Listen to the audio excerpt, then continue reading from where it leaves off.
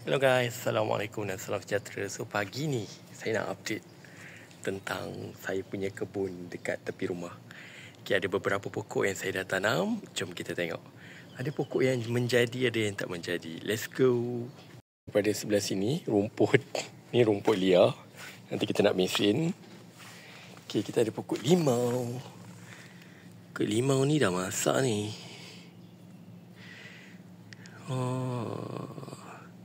Kita orang beli ni memang dah berbuah. Tak tahulah dia hybrid ke apa. Jadi saya nak tambah tanah. Ni one pokok.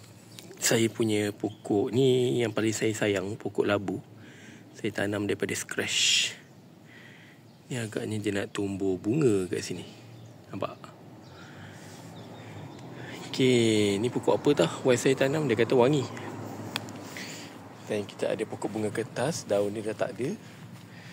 This one pun pokok macam putih tadi. Ni pokok bunga kertas putih. Ni pokok warna orange. Dia cantik. Selalu burung datang makan. Daun dia banyak dah jatuh lah. Saya suka juga pokok ni.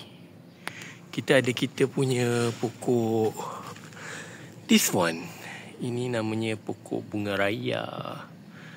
Dia dah nak mekar lah kalau awak lihat dia. Ni sikit lagi nak mekar. Okey. Jadi kita tambah baja. Okey, Seri Pagi entah nama dia apa. Pokok tu selalu terendam dengan air. This one kunyit dah kuning. Kurang nitrogen ke? Tak tumbuh-tumbuh kita punya daun kari. So saya nak pergi kedai je beli kari. Pandan telah membiak dengan berjayanya. Kita punya pokok cili. Pokok cili ni saya dah trim. Bila trim nampak dia macam okey lah, tumbuh daun balik.